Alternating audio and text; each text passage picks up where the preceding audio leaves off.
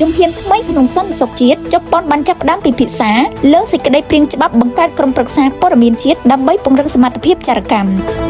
សេចក្តីព្រាងច្បាប់ស្តីពីការបង្កើតក្រុមប្រឹក្សាព័ត៌មានជាតិដែលមានគោលដៅពង្រឹងសមត្ថភាពប្រមូលនិងវិភាគព័ត៌មានសម្ងាត់ជាតិរបស់ជប៉ុនបានឈានដល់ដំណាក់កាលពិភាក្សាក្នុងអង្គប្រជុំពេញអង្គនៃសភាជប៉ុនហើយនេះបើយោងតាមព័ត៌មាន Tokyo TV Biz ដែលបានផ្សាយនៅថ្ងៃទី 2 ខែមេសានេះនាយករដ្ឋមន្ត្រីជប៉ុនលោកស្រី Takaichi Sanae បានថ្លែងថាដើម្បីបង្ការវិបត្តិឲ្យបានទៀងទាត់ពេលវេលាក៏ដូចជាដើម្បីការពារសន្តិសុខរបស់ប្រជាពលរដ្ឋនិងផលប្រយោជន៍ជាតិឲ្យបានជាយុទ្ធសាស្ត្រការពង្រឹងមុខងារចារកម្មរបស់ប្រទេសយើងគឺជាកាតព្វកិច្ចដែលមិនអាចខ្វះបានឡើយសេចក្តីព្រាងច្បាប់ដែលជាគំនិតផ្ដួចផ្ដើមដ៏សំខាន់របស់នាយករដ្ឋមន្ត្រីជប៉ុនលោកស្រី Takaichi នេះមានបំណងបង្កើតក្រុមប្រឹក្សាព័ត៌មានដោយមាននាយករដ្ឋមន្ត្រីផ្ទាល់ជាប្រធានស្ថាប័ននេះនឹងធ្វើការប្រមូលផ្ដុំរាល់ព័ត៌មានសំខាន់ៗពាក់ព័ន្ធនឹងសន្តិសុខជាតិមកទុកនៅកន្លែងតែមួយដើម្បីបង្កើនប្រសិទ្ធភាពនៃសមត្ថភាពប្រមូលព័ត៌មានរបស់រដ្ឋាភិបាលទោះជាយ៉ាងណាក៏ដោយគណៈបកប្រឆាំងបានសម្ដែងការព្រួយបារម្ភចំពោះបញ្ហារំលោភលើសិទ្ធិឯកជនភាពរបស់ប្រជាពលរដ្ឋជាការឆ្លើយតបលោកស្រី Takaichi បានបញ្ជាក់ថាការបង្កើតយន្តការនេះនឹងមិនមានការរំលោភបំពានលើសិទ្ធិឯកជនភាពរបស់ប្រជាពលរដ្ឋដោយគ្មានហេតុផលនោះទេ